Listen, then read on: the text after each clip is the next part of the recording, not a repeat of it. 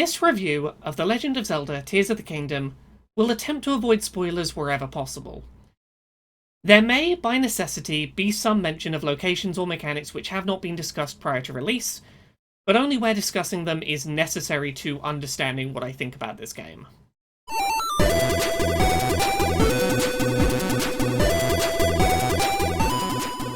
Over the past few months, I think it's fair to say that I have been a little obsessed with the impending release of The Legend of Zelda Tears of the Kingdom.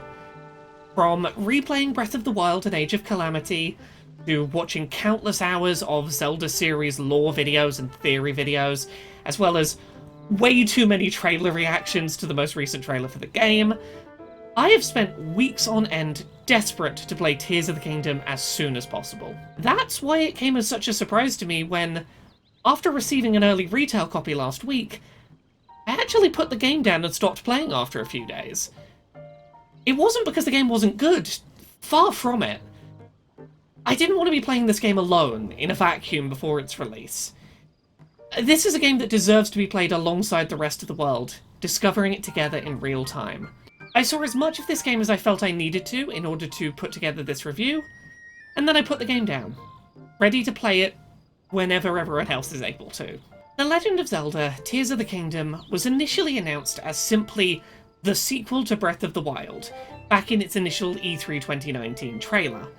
And while the Zelda series has seen a couple of titles released that are sort of sequels to one another, such as A Link Between Worlds or Phantom Hourglass, Tears of the Kingdom fully commits to being a direct sequel to Breath of the Wild. Its plot is a direct continuation, there's very little hand-holding narratively, and you are expected as a player to be already familiar with Breath of the Wild's characters and world to fully appreciate what's going on both in the story and the world at large. This had initially been something I'd been a bit worried about with Tears of the Kingdom. I deeply enjoyed my first playthrough of Breath of the Wild back in 2016, but a lot of what made that first playthrough so special was getting to explore a world that I'd never seen before. It's part of the reason it took me so many years to feel ready to replay Breath of the Wild. Without that sense of discovery, the game loses some of its charm, and I worried that coming into Tears of the Kingdom, the game might struggle to recapture that sense of magic and wonder in a world that I was already somewhat familiar with. The way that Tears of the Kingdom addresses this is by not trying to outdo Breath of the Wild's sense of adventure and discovery, but by trying to offer a very different kind of experience within similar confines. Right from its opening hours, it's clear that Tears of the Kingdom is a lot more willing than Breath of the Wild to create linear, crafted experiences, more akin to those seen in prior 3D Zelda titles.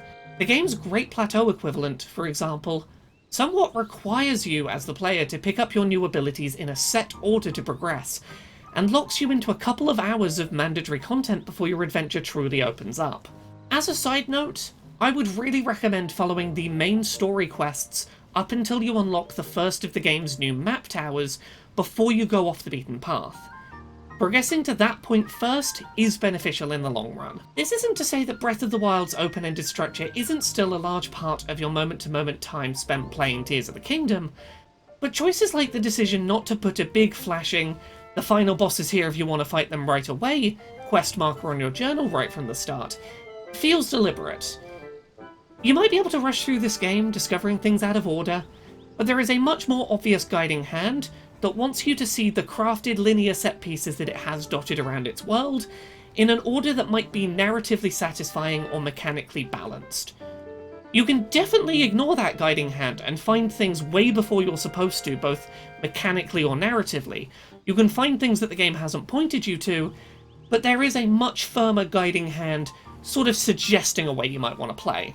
Tears of the Kingdom's approach to plot also feels similarly different from that seen in Breath of the Wild, fixing some of the issues that prevented me from being as invested in that game's plot as I wanted to be.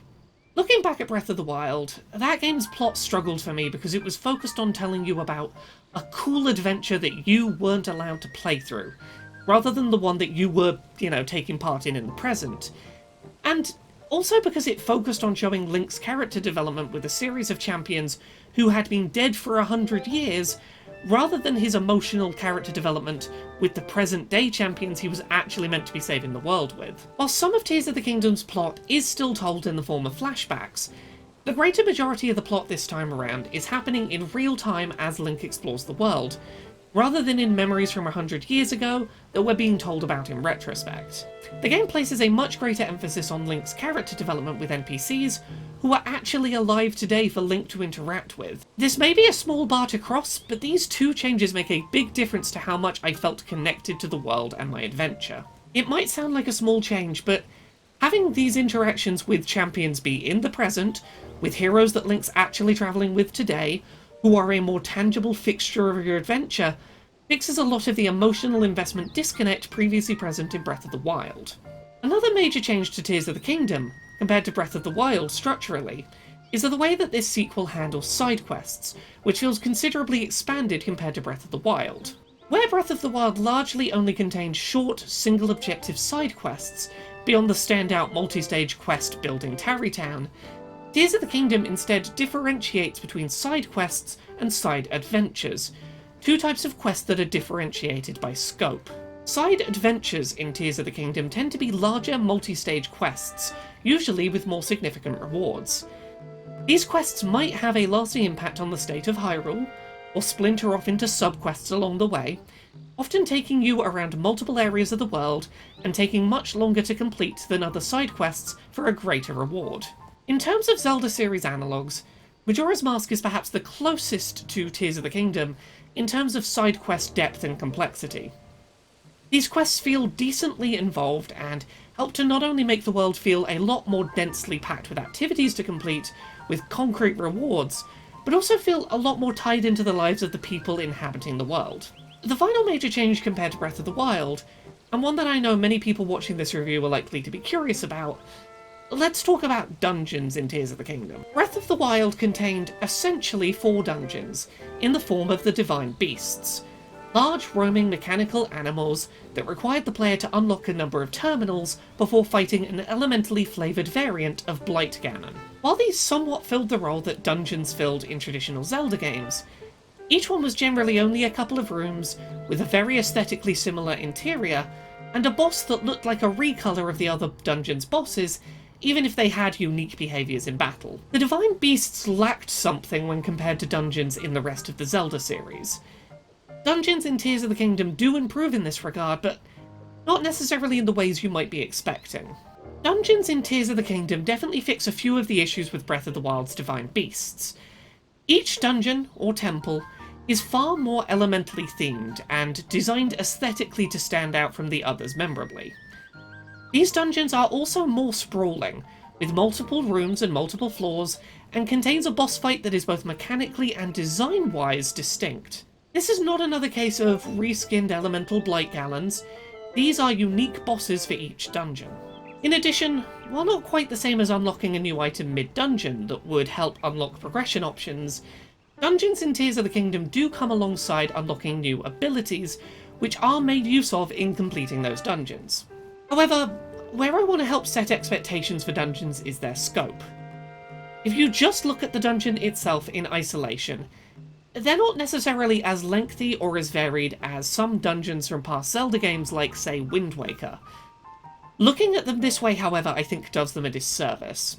The dungeons in Tears of the Kingdom honestly remind me most closely of playing through Skyward Sword, which may seem like an odd comparison to make, but stems from the fact that the overworld traversal on the way to the dungeon in both titles is in many ways designed to be as much a part of the dungeon as the dungeon itself. Skyward Sword made the biomes leading to each of its dungeons a puzzle environment that had to be navigated, usually involving meeting NPCs who revealed plot as you worked out how to progress through puzzles and combat on your way to the dungeon itself. Here, similarly, once you start a quest in Tears of the Kingdom that will lead to a dungeon, the dungeon itself almost feels like it starts at that moment. You'll meet NPCs who will narratively and mechanically be a part of your journey as you progress through thematically relevant puzzles and combat, leading you on the way to the dungeon, but helping build anticipation and familiarity with mechanics before the game ever tells you that you're technically at the dungeon itself. If you treat the overworld section of the game leading to the dungeon as part of the dungeon itself, like I would with Skyward Sword, I think that the dungeons in Tears of the Kingdom stand up very well as memorable. It's perhaps not what you're hoping for as someone watching this review, but it is an adaptation of the traditional dungeon formula that makes sense within Tears of the Kingdom's open world. It's not what I was hoping for, but I'm really happy with it. I think it works really well, even if it subverted my expectations of what I thought I wanted. Additionally, while I will avoid spoilers here about specifics, the reward for completing each of the game's dungeons is incredibly exciting and unique. Honestly, seeing the reward for completing my first dungeon was the moment I realised I wanted to put this game down and wait for the rest of the world to have access to it before I played any further. Beyond those more major changes, Tears of the Kingdom introduces a lot of smaller changes to the formula established in Breath of the Wild, which I think really help to improve the overall experience of play. The new Sheikah Tower equivalent in Tears of the Kingdom can be used not only to fill in map information, but also offers the player a way to gain massive amounts of height, from which they can reach islands in the sky, spot locations on the surface to mark with waypoints, or from which to simply glide and traverse large distances of land. If you ever used Sheikah Towers in Breath of the Wild as simply a high point from which to scope out the world and then to glide to other destinations without having to run on foot, this drastically improves your ability to do both. If you do choose to explore the Sky Islands, which are honestly a far less prominent aspect of the game than trailers might have you believe, you'll find that many of them feel like small, authored mini-dungeon environments, where navigating across them and surviving combat will offer you rewards.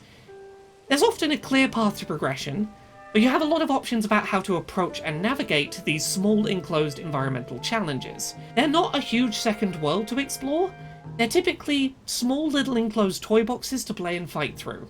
Beyond the sky, there is also an underground section to Hyrule in Tears of the Kingdom, shown briefly in a couple of trailers, but not made a big focus of the game's marketing outside of the initial reveal trailer, where Zelda and Link are exploring underground together. Nintendo has honestly done a great job of underplaying how huge the underground element to this game is. Without spoiling too many specifics, Hyrule's underground in Tears of the Kingdom is difficult to navigate, requiring resources and preparation before any excursion can take place.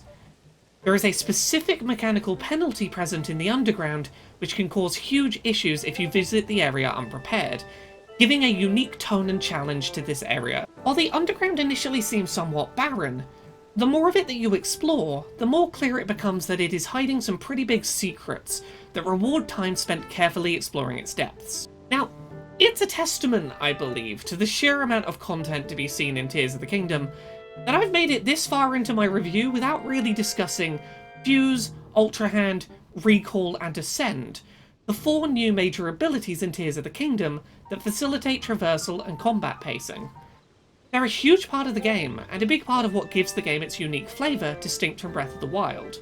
I'll start with Recall, as it's perhaps the easiest of the 3 to explain. Recall rewinds an object in time and space, moving it back to prior locations it inhabited. It can also be used in combat to throw projectiles back at enemies that threw them, or to traverse the world by climbing onto an object before it rewinds back through its path of motion. Something that's interesting to note with Recall, Tears of the Kingdom remembers how long an object was in each position that it occupied. So if you want an object to float in one location, you can hold it in that spot for several seconds with Ultra Hand, and it'll then stay there that same amount of time when it's recalled. Let's move on to Ultra Hand next, given that we just briefly mentioned it. Ultra Hand is simultaneously a replacement for Magnesis, which works on anything that isn't alive rather than just metallic objects, as well as a tool by which you're able to stick objects together in Tears of the Kingdom. In practice, Ultra Hand is used when crafting machines throughout the world by sticking things like fans or wheels onto planks of wood, gliders, hot air balloons, and more. Ultra Hand is useful mainly as a puzzle-solving tool, and as part of the vehicle-building element of Tears of the Kingdom, helping you to craft battery-powered devices that operate until your upgradable battery belt depletes and needs to recharge. Then there's Ascend, which allows you to travel upward through any solid surface that is directly above you, as long as it's not hugely angled and not too high above Link's head. There's a lot of puzzle utility to this ability, but it's also useful for overworld traversal. As a mitigating factor when it's raining, finding a cave and ducking inside, then swimming upward through the rock to the top of a cliff or mountain is hugely satisfying, if not super common in occurrence. It's situational, but satisfying.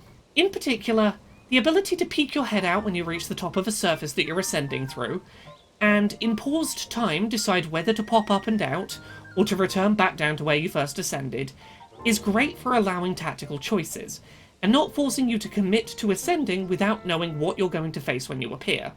Lastly, and perhaps most interestingly, let's talk about Fuse, the ability that allows you to fuse basically any object in the world to a sword, shield, or arrow on the fly. For players who struggled with Breath of the Wild's weapon durability system, because it incentivized not using your strongest weapons and definitely disincentivized ever using any unique or one-of-a-kind weapons, Tears of the Kingdom doesn't remove the weapon durability system, but it does change it in ways that may help reduce some of the choice paralysis present in Breath of the Wild. Tears of the Kingdom moves away from unique, one-of-a-kind weapons that you're afraid to use because they're irreplaceable, and instead moves towards providing the player with a constant stream of replaceable Franken weapons. The new Fuse mechanic, which allows for fusing any in-game item within reason to your sword, shield, or arrows, serves to make every weapon in-game feel more disposable and quickly replaceable on the fly. The base weapon you're using is, ultimately, a lot less important than the equipment that you choose to attach to it in the heat of the moment.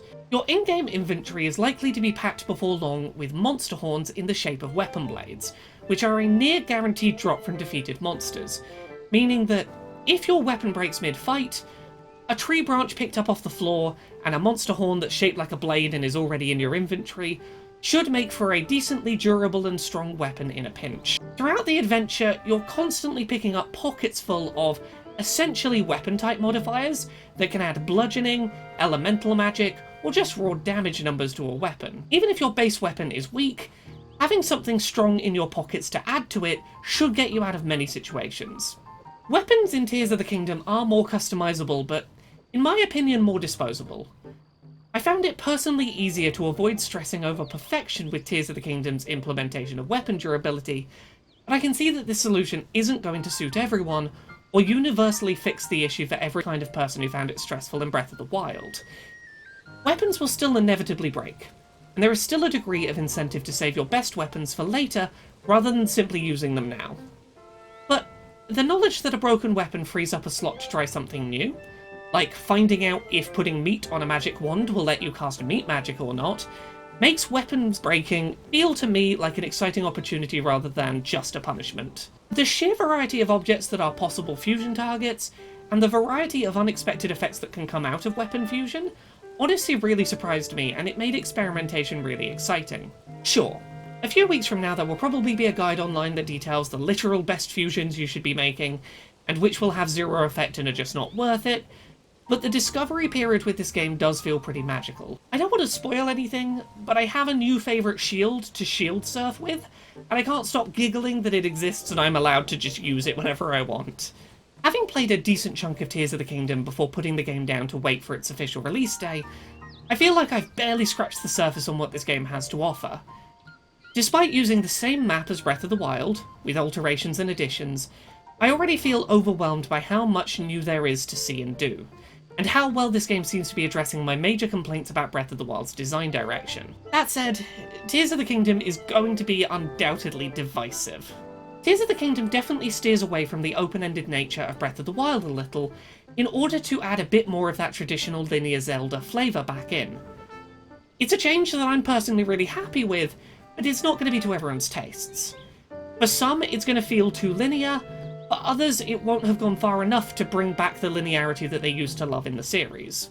Also, the game's approach to things like weapon durability and slipping down rocks in the rain isn't to remove these divisive elements, but to give you new tools to mitigate these issues, and I know some players are going to wish these elements of the game had simply been removed, rather than providing new tools to mitigate them. I like the idea of meals that help you stick to wet walls in the rain, but I know many would rather see rain simply not impact your climbing at all. I spent weeks before Tears of the Kingdom's broken Street Date copy arriving, desperate to play it the first moment I could. I was watching countless videos about theories and Breath of the Wild speedruns and replaying Breath of the Wild and Age of Calamity, desperate to start playing Tears of the Kingdom the first moment I could. But there came a point playing this game early, around when I completed that first dungeon, that I realised I didn't want to play any further. At least for now. I don't want to see this game early. I want to see it at the same time as the rest of the world. I want to be part of discovering things with others slowly and organically, discovering secrets as a community, not trying to rush to the ending just to get a review that can say it saw the end of the game.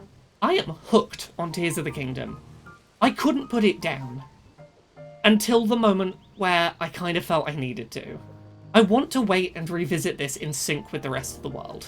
I don't usually like posting a review without having finished a game, and I will likely revisit this review with follow-up commentary in the coming weeks once I've seen my adventure through to its end. But I feel in this case like I've seen exactly enough to know how I feel about this game, and enough to talk about what works for me and what doesn't. I have so many spoiler-filled thoughts that I am excited to discuss with people, and the problem is, playing it early, I can't talk about the things I'm discovering. This game is full of surprising and ambitious things that I want to share and theorize on and discuss, and I want to be on this journey alongside other people. That was part of the magic of Breath of the Wild, and it feels like that magic is here again. Tears of the Kingdom isn't a traditional 3D Zelda title, but it's also not just a retread of Breath of the Wild either. The game attempts to somewhat blend the two approaches to the series into one, packing an existing world full of huge amounts of sprawling multi-stage quests, rather than trying to reinvent Hyrule from the ground up.